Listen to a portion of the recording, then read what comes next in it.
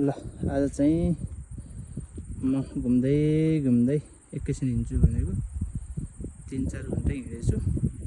म बस्ने चाहिँ त्यो गिलिनोर्की भन्ने न्युजिल्यान्डको यो ठाउँमा हो। यहाँनिरको सिटी छ सानो एउटा, अहिले यहाँबाट खासै देखिएन।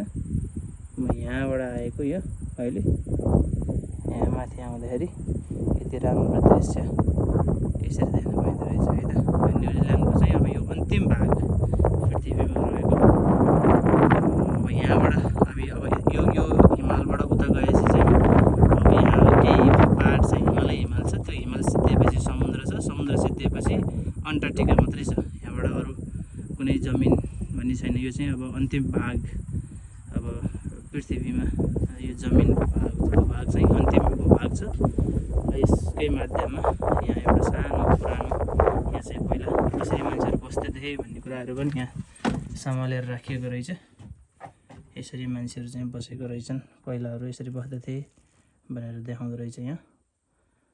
त्यसको साथै यहाँ एकदमै पुरानो एउटा क्यालेन्डर पनि रहेछ साथीहरू। 1972 सालको डिसेम्बर महिनाको चाहिँ यो क्यालेन्डर पनि यहाँ रहेछ। म पनि यो पनि देख्न पाएँ, एकदम खुसी लाग्यो।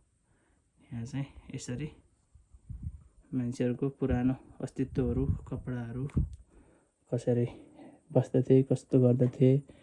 हाम्रो ठ्याक्कै नेपालमा जस्तै ताप्केहरू, चुल्हाहरू, यहाँ बनाउने खानापिना है, खाट खटियाहरू सब सेम हामी नेपालको जस्तै रहेछ। यहाँ पनि यसरी यहाँ कति कुराहरू टुकी बालेर बसेका कुराहरू सबै कुराहरू संरक्षण गरेर राखेको रहेछ।